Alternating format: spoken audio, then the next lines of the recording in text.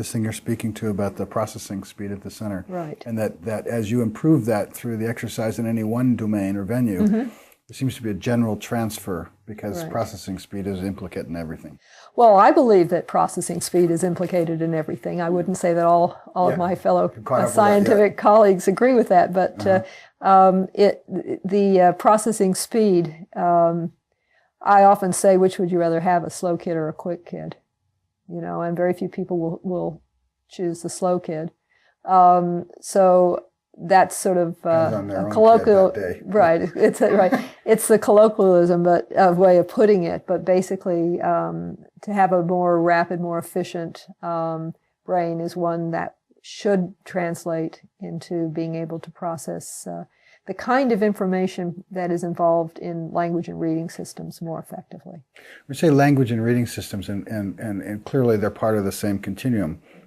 But language, depending upon which scholar you track with, is somewhere in the 200,000 years human beings have been using language as we understand. We had a conversation about that. And you could pin it genetically, or you can pin it in fossil records in terms of the structure of the face and ability to articulate and so forth. But it's very clear that reading, as we do it with an alphabet, is 3,500 years old, and only for a fraction of the time of the human evolution has there been reading. And it is a technological contrivance, artifact, that sits on top of our reading. Right. And only a small percentage of the population, until very recently, was ever concerned with reading or writing. Right. So there is no evolutionary adaptive process. This is definitely... That's a very important point. Although I talk a lot about the language to reading continuum, it doesn't mean that if you just, that I assume that through evolution that reading will eventually become something built in like languages. I mean, language, you don't have to explicitly teach. Okay? That does not mean that language is not learned. There's a lot of confusion, I believe, even in the scientific literature about that. Because we have more innate processes that facilitate the learning of language does not mean that it doesn't still have to be learned in the brain, because we know that a deaf child does not automatically learn oral language. There are certain features of communication that occur within signs that will occur even without any kind of formal training. So there's a motivation to communicate that's going to occur. But language does have to be learned in the brain. But there's no question that reading is a much newer and contrived system that was developed explicitly to be able to transmit, in a more simplistic way, the code of language, I think. And that has to be explicitly taught. Now, it doesn't mean that some children don't intuit it. If you leave children alone with lots of information about that comes from the reading system, together with feedback. If a child's looking at something and you say, that's blah, without explicitly teaching it, many children will break the code by themselves. So it doesn't mean that we don't have the capacity to do so. But reading is much more of a learned and explicitly taught system. And most children need to be explicitly taught how to break that code.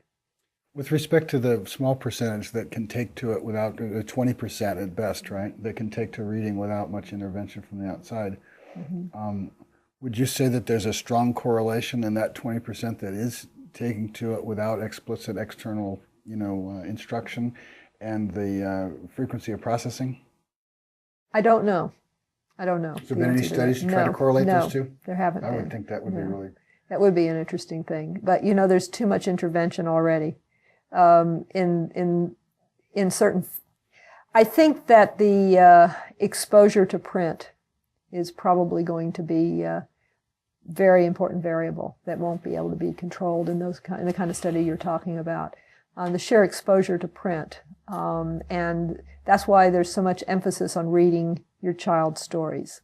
I would have equal emphasis on nursery rhymes, telling, repeating and playing around with nursery rhymes, because they rhyme And rhyming is a very, very important aspect of learning how to break the code, because it teaches you to listen to the sounds that words make. And that is a big part of the code. So playing rhyming games with children, there's a reason why children like to hear the same book over and over and over again. And that is because that consistency is important for the brain when you're a little bitty kid. What you're looking for is the consistency, not so much the message. A lot of parents go, I can't believe he wants that book again, every night. Well, you might be thinking when you're reading the book that you're into the story that the book is telling. The child is at a point in their life probably where they're into the sound. And they're looking for that consistency in the sound, and that's why nursery rhymes are so wonderful. And the books that rhyme, the Dr. Seuss books and all that rhyme, are very, very appealing to young children because it is reinforcing to the brain. What reinforces a brain? The ability to process, I believe, reinforces the brain. If your brain is processing and getting reinforced for that processing, it brings a sense of well-being, brings a sense of being in control of your brain. I believe that one of the real issues for children with attention deficit in many cases is that their brain is actually is struggling to process the information that it's getting. And when your brain is struggling and can't get a sense of consistency, it's very disconcerting.